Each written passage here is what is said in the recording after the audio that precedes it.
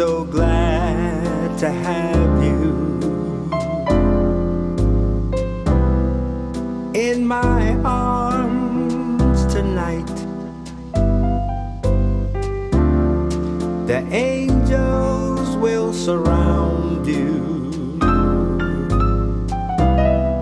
in my arms tonight. Hey, welcome to the award-winning Ed Brown Show. We got two special guests. I mean, they're real special. One's from my mother's hometown there, Jackson, Mississippi, and that's John Wesley. I mean, he's a musician, poet, and all that.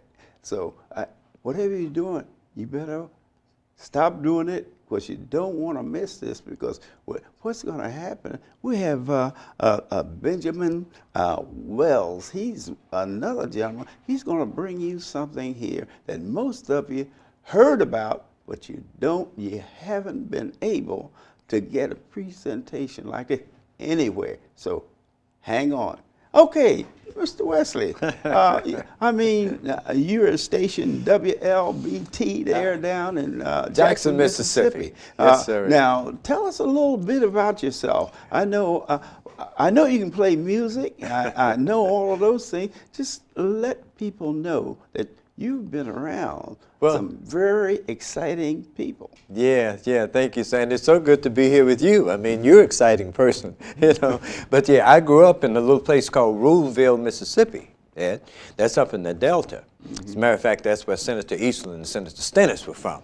But, and then I moved to Jackson in 1963, June 12th. And that was the night that Medgar Evers was killed in Jackson. I moved to Jackson that night. And Medgar had been our insurance man. Is that right? Yeah, he was our insurance man up in the Delta. Anyway, I moved to Jackson that night, 63. And Medgar was killed that night. As I said, I had planned to spend some time with him. But I later went to work for WLBT. And WLBT is an important station in the nation, because prior to my arriving there, I arrived there in 1971. Prior to that, it was the first station to ever have its license taken away for discrimination against African Americans. Is that right? And it was that station, WLBT, that Medgar spoke at the night he was killed. Okay, so I grew up with Medgar and my family, and then of course Fannie Lou Hamer, the civil rights icon as we know her, was my godmother. So wow. that part of the history is just a part of my life. But it's good to be here with you and down in PG County today. Yeah. Well, tell us a little bit about this music. Well, that's fantastic. You must do that on the side. Right. Well, actually, yeah, Ed, it has become my principal income at this point. But interestingly enough, I went to Tougaloo, which is an HBCU, and I majored in political science and English literature, and I became a journalist. So most people know me as an author. As a matter of fact, I brought, as an author. As an author. I brought some of my books with me. Most people know me as an author. But my fiance was killed 9/11 on Flight 77 that crashed into the Pentagon. To hear that. Yeah. So I went back to my music after 9/11 as part of my healing process. I had no idea that it would become as important to me as it has. But I continued to do marketing and media, which is why I have with me today Mr. Benjamin Wells, who's one of my clients and one of my young mentees, who has an exciting product. Hey, tell me about it. Yeah, it's very interesting. Renewable energy is just another part. Anybody who looks at my card, Mr. Brown, they will see marketing, media, and music. Yes, that's what I noticed. Yeah, that's right. Right. And as a matter of fact, I play for your birthday. Yeah, right. That's right. That's right. That's right. Yeah, my son arranged that. That's right. I mean, that was that was a surprise party. That was a surprise party. And you were the I was the entertainer. That's right. But I grew up down there, and my interest has always been working with economically disadvantaged people. And fortunately enough, in my work, I've been able to do that through marketing, either marketing, media, or music. An example. Great. You know, to put the three of them together, and I will give you three quick examples of it. In terms of marketing, the marketing piece has to do with products that, for instance, with power lines, what we are doing with energy. power. Exactly. Right. And then if you look at the media part, I just produced for Billie Holiday's 100th birthday, which was April 7th, No kidding. 2 short films. Yeah. And those films are on YouTube. Just Is that go right? into YouTube. Oh, tell us a little bit about these books too. Well, the books is interesting. Yeah, I brought three with me, and I'll just show right quick. You can see. This is a piece. This one is called Black Southern Voices. Now this, Mr. Brown, was the last book that writer John Oliver Killens did before he died. John Oliver Killens was my mentor. Oh. Okay? And one of my first mentors. And this book, Black Southern Voices, it was finished by Jerry Ward after he died. It includes the work of Zora Neale Hurston, Maya Angelou, Nikki Giovanni, Robert Murray, and Richard Wright. Richard Wright. And Richard Wright in Yes, this book. right. Now this is the result of listening to people like you. John Oliver Killens told me after I won the Writing Award in 1968, I was about 18 years old, I went to put a book out. Dr. Killens said, don't put a book out. Don't nobody know who you are but your family and your friends. He said, get your work in an anthology with older writers, and then as you mature, you will have more work, and over time, people will be able to find out that you're legit by looking at who you're published with. That's that piece. Now, this piece is Mississippi Writers Volume 3. This was published by by Ole Miss. And this has all of the writers who came out of Mississippi. For instance, I'm in this book with Tennessee Williams, with Zora Neale Hurston, Margaret Walker Alexander. All of them are in this book, and there are 3 volumes of this. Oh, okay, wow. and it's called Mississippi Writers. Now, the last one that I want to share with you, which is I think is very important to my life, this is called, no, I got the wrong one. This An Ear to the Ground. An Ear to the Ground. In this book, I write the story of growing up behind the home of J.W. Milam and Roy Bryant. They were the guys who killed Emmett Till in Mississippi.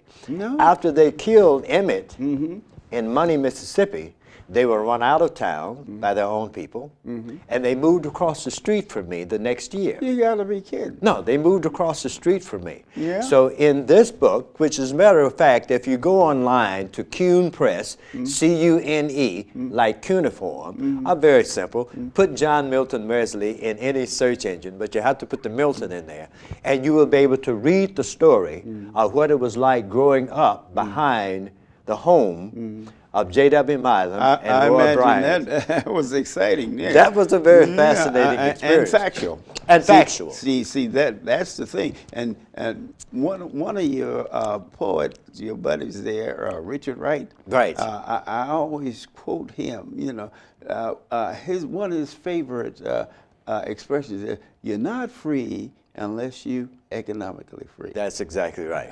I think that's right. the strongest thing. That's a very strong point. That's a strong point. Right. You're not free unless you economic free. That's They exactly can't, right. All the rules and laws don't mean anything, but economics, and that's the thing I think the mentors and Mr. Wells here and people are doing now. We're getting in. You gotta get into the economics of this country. If you don't get into the economics, there's no such thing as freedom. Not anymore. No. Not freedom is not free. No, freedom is not That's free. one of the things that we were clear young people about. are picking this up. This is one thing I really put. And when you hit Richard Wright, and I said, Well, Richard, interestingly enough, if you look at this he, book, he is fantastic. Jerry Ward, who actually finished this for Dr. Killens, is the Richard Wright Fellow. Is that right? Yes, Jerry Ward, whose name is on this book, he's a Richard Wright Fellow. And he is now teaching in China during the summers. No and he's teaching about the writing of Richard Wright. They're very interested in the work of African Americans in particular. I think so. And, Yeah. and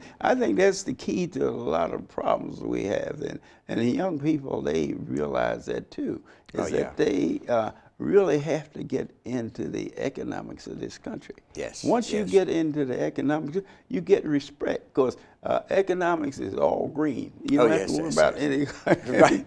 That is, you make a very good point. Right. And people say, and I use this crude expression, but it's quite true. If concerning mothers, you know, when they and say, if I can make a quarter off my mother, I do it. That's where our society is. Right, It's not economically, it's no problems. Right. Once you Exactly. get into economics of this country, that brings on freedom. That's exactly right. And the other thing, the important thing to do is to turn the money over in your own community at least 10 times. Everybody talks about what was going on Black Wall Street in Oklahoma. And what is unique about that is the people on Black Wall Street, people in Oklahoma, which, by the way, was founded as a home for African Americans and Native Americans. That's a whole different piece. But the important thing is that they turn the dollar over 10 times in their communities. And one of the reasons that I was so happy when you invited me to be on today, and I had an opportunity to bring one of the younger guys, as you mentioned so many people, you know, like Tommy, Tommy Broadwater, and I think about that, and he was so proud of how much he learned from you. I thought, well, let me bring one of the people that I'm mentoring along with me, and she'll let you know that I appreciate what you did, and this is what I learned. When I'm doing with my guest that you allowed me to bring, Benjamin Wells, who's the founder and CEO of Power Lives, and we're talking about renewable energy. The whole idea is when we began to talk to young people about economic components, what are things that they can do that has impact not just in America, all over the world. but all over the world, because it's a global market now. And I wanted a client with a product, and I wanted to share with you one that has global impact. Now this is very important to me because this is looking into the future. Yes. And this young man, Mr. Wells, is getting into it early. That's exactly right. And the things the exposure that he's giving the individuals, this is the future. Oh, it's no fascinating. matter what. You know, fascinating. And this is something that the young people, and I admire you, and I really having Mr. Wells here to explain about Power Lives. Yeah, Power Lives. Power Lives. Now, that was part of you, but Mr. Wells felt, hey, this is pretty good. Say, we can get something from this young man here. You know, that's exactly right. He has a terrific approach. Now, Mr. Wells, tell us a little bit about yourself. You're a young man, and we are in the religion together, different churches. But what I admire about you, because what you've done, you've looked into the future, and the future is Power Lives. What people don't understand is that sooner or later, I remember growing up in Philadelphia, Mississippi, that the energy was coal and wood. That's right. You know what I mean? But here, what you're bringing to the people is something that they really need, and it's a health problem also, because hey, you remember when if you didn't bank the fire right with the coal, you know what I mean, you didn't make it. Or either right now, if in fact you get involved in what they call it, a light out or a blackout. A blackout. And what happened is people, they get involved in generators, and your generator run out of gas, and what happens? Is that, hey, your family's in danger. That's exactly right. Mr. Wells here, he's going to tell you something about something that all of us need. I mean, he's done the research on it, and he's going to give you example. He's not just going to talk to you. He's going to give you some example. Mr. Wells, tell us about yourself. How did you get involved in a product like this? Well, thank you very much, Mr. Brown, and thank you, Mr. Wesley, for saying those very kind words. I felt that it was important to get into renewable energy because out there in mainstream, there's lots of people that are involved in renewable energies, from panels to solar, to wind, to wave. But what I didn't see was I did not see a large swath of individuals from underserved communities. So that inspired me to start a company last year called Power Lives. And Power Lives, just like the name implies, it allows you to be able to leverage renewable energy. But we have a triple bottom line: energy security, workforce development, and wealth creation.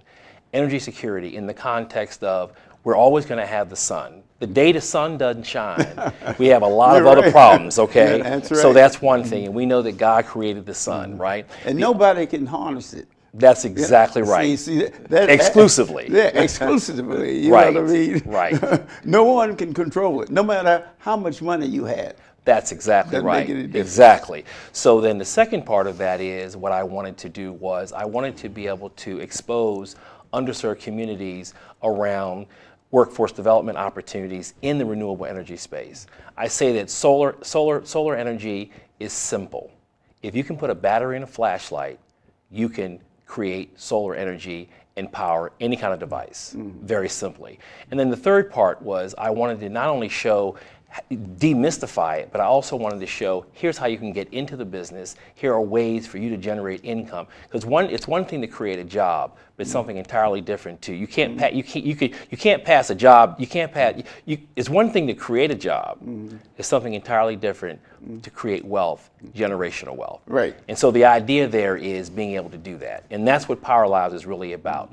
You know, renewable energy, solar, and being able to create workforce development, and then also being able to show people how they can get involved in the business. Well, this will have a world impact. Yes. You know, I mean, this is something that third world nations all over the world that they really need. And what I like about it is natural.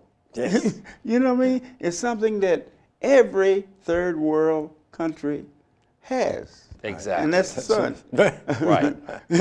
and the sun, once you have, you make this idea plausible to the people on all economic levels. That's right. See, this is the key. Yeah. See, and just give us some demonstrations on what you're Sure, going to about sure. So what you're looking at right here is this is the solar panel. This is what I call power on demand.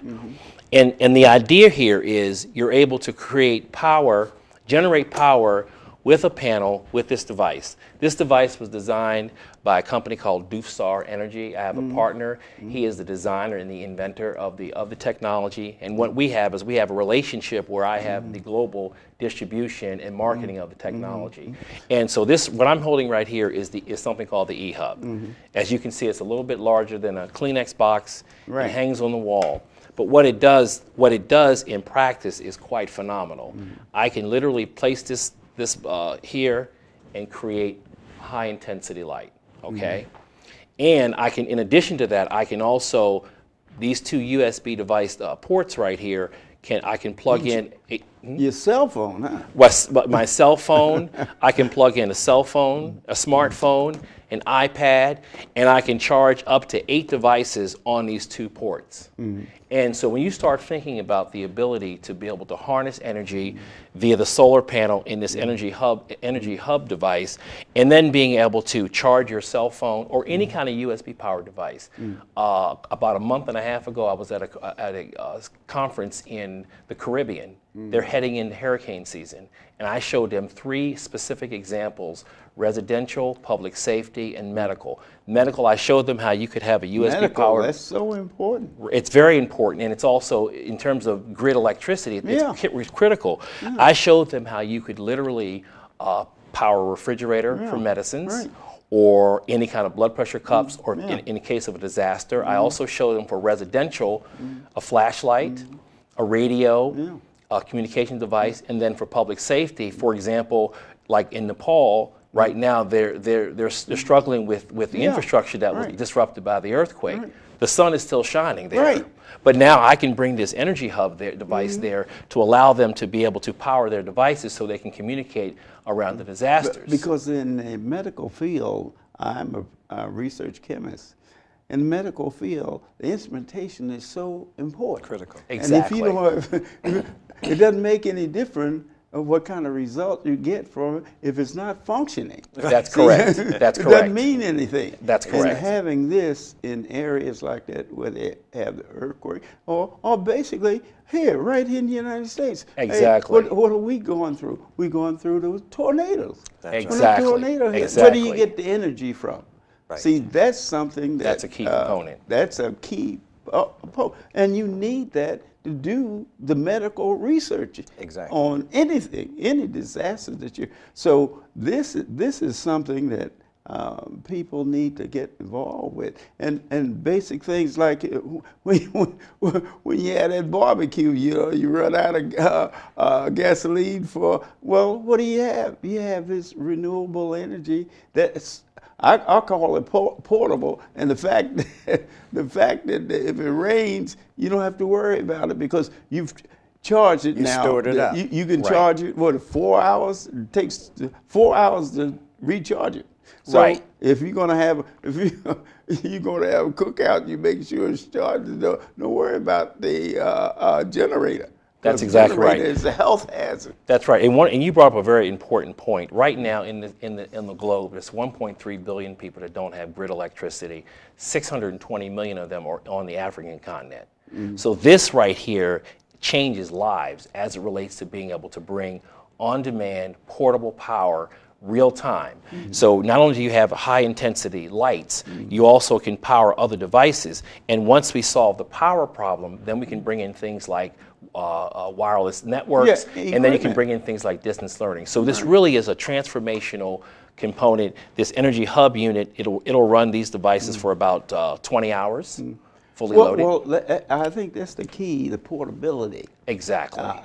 Being able, because what do you have to do? If you have to get into areas been devastated, what do you have to do? You have to get in there. And then once you get in there, where's the power? That's exactly right. Yeah. And most, quite a few of the equipment they utilize, they need power too. That's right. That's exactly right. And so a lot of times, so in a disaster situation, they have to go in, they have an advanced team that goes in to assess.